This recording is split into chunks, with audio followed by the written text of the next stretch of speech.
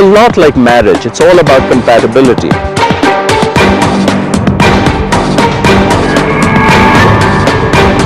Now, most companies don't like joint ventures because you're sharing control.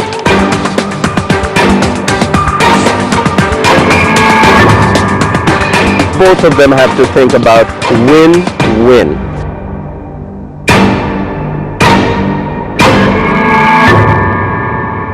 The great Indian dream can come true for an MNC if the right partner is found and a partnership nurtured. One that prevents the foreign partner from being mindlessly global and the Indian partner from being helplessly local.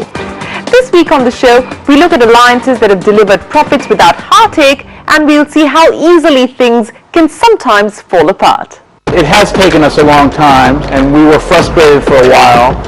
But the truth of the matter is that the size of the market has not changed. We have many partners in India. That's what I love about India, is that there are so many people with who you can work. There are so many people from whom you can learn. You have to make sure that your ego is not so big. I mean, because you've already decided that you're not going to do things standalone. You're going to do things with a partner, and therefore you have to build consensus. Squeezing the best out of a partnership requires clarity of purpose and an honest assessment of who brings what to the table.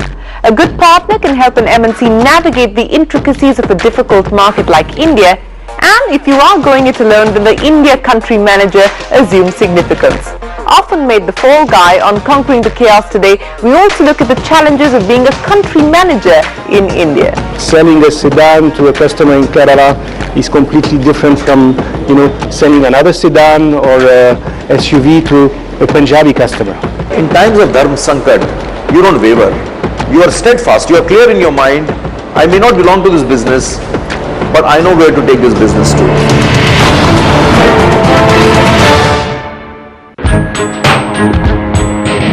Even as AirAsia's Tony Fernandes and Ratan Tata decide to take to the Indian skies together, what stands out is the foreign partners' need to have an Indian collaborator who can help them meet government norms and, more importantly, help them chart a course through bureaucratic chaos. But after the initial purpose of the joint venture is met, often relationships start to fray. Now, most companies don't like joint ventures because you're sharing control. There are more failures than successes all over the world. But when they have worked, they've worked really spectacularly well. The number one thing is actually doing due diligence on whether the two companies are compatible. So you need to look at, hey, culturally and and when it comes to ethics, business ethics, are we likely to coexist happily, or are we going to fall out? And sometimes it's a case of partners turning competitors. It was decided to go your own ways, where both companies, both partners can follow their own visions. In 2011, the Hero Group and Honda parted ways after 26 years of what some would call a perfect marriage, with the Japanese partner wanting to go at the Indian market on its own terms. When you run into problems, you need the thing that rescues it is good relationships between the two CEOs. If the two CEOs like each other, trust each other, then the teams below them will find a solution. If there's one thing Super CEO Carlos Ghosn knows how to do, it's managing a joint venture. Globally, the Renault-Nissan story is the stuff of business school case studies.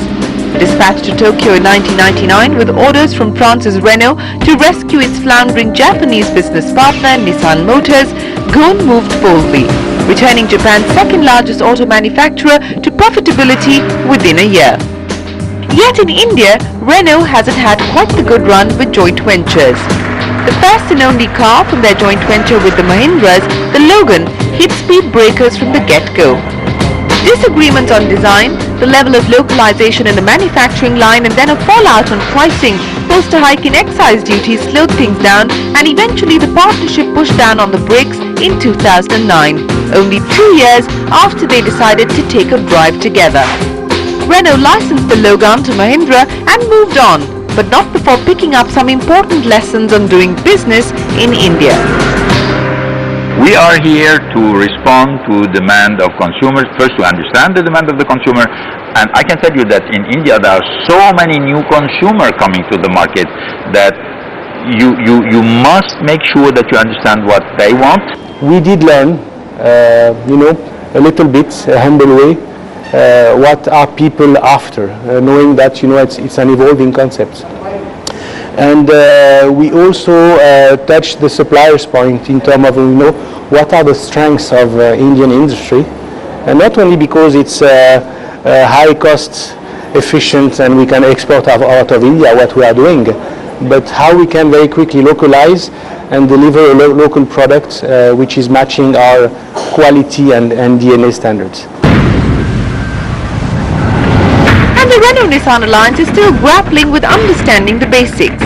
Renault has finally tasted success with its value-for-money compact SUV, the Duster, giving former partner Mahindra a run for its money. Nissan is hoping that its even more value-for-money brand, the recently launched Datsun, priced under 4 lakh rupees, will turn its fortunes around in the small car market. Moreover, Renault-Nissan claim they haven't given up on the dream of an ultra-low-cost car which will be priced higher than the Nano but lower than the Datsun, a dream that its estranged partner Bajaj Auto gave up on a few years back.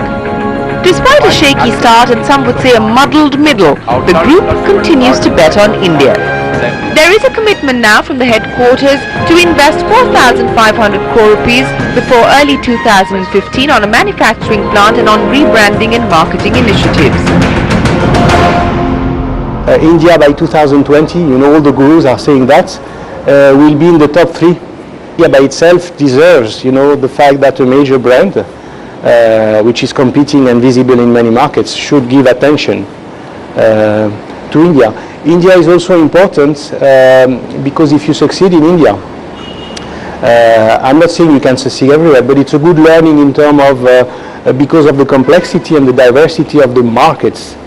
In fact, Renault and its global JV partner Nissan plan to jointly manufacture automobile engines in India for Nissan's soon-to-be-launched Datsun low-cost car and then a smaller, cheaper vehicle that Renault plans to sell in emerging markets, starting with India.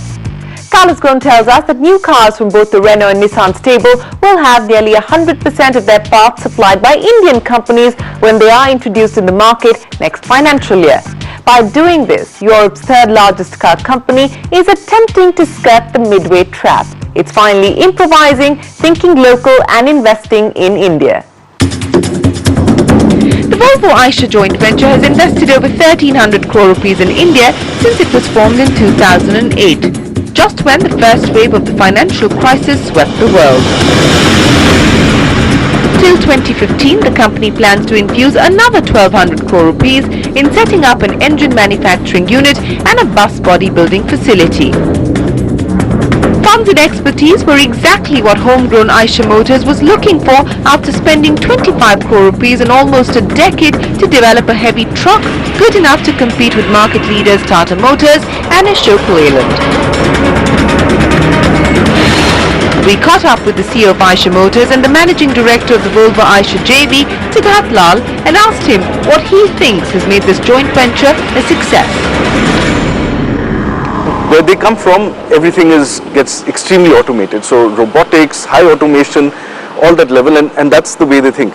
So, but we were able to ensure that we get exactly the same quality, if not better, than a European plant, but with a much lower capital structure, because our capital cost to labor cost is very different in India. So that's on the one hand where we've been, let's say, we've been able to pull Volvo away from their Swedish way. But on the other hand,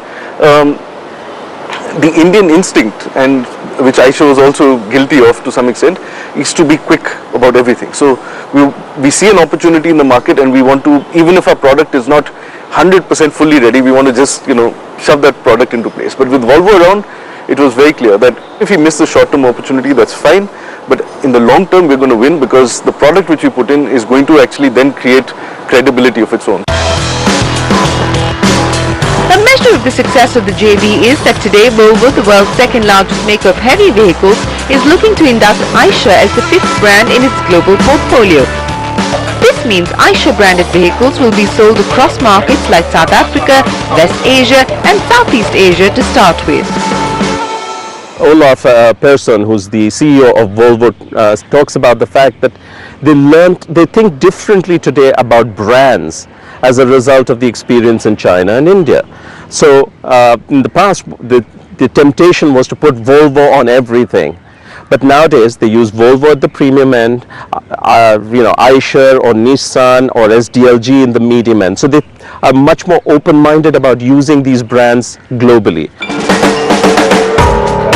And this, Siddharth believes, is easier to achieve in a foreign collaboration when leaders on both sides of the table have the ability to serve themselves a good helping of humble pie at least once in a while. In a JV, the entire idea is that of cooperation, is that of making sure that we work closely together, is building consensus, and sometimes it's frustrating, sometimes it takes long, but we have to make sure that we keep at it, because at the end that's what makes the JV strong, because it's not one person or the other person, but it's jointly gaining knowledge as to why we are trying to accomplish certain things. Rationality over personality and a lot of head, but some heart too, to make things work. On that note, we'll take a quick break, but on the other side, we'll take a look at the success stories of two joint ventures in the fast food space, McDonald's and Domino's. We also find out why global coffee chain Starbucks decided to go down the joint venture route in India with Tata Coffee.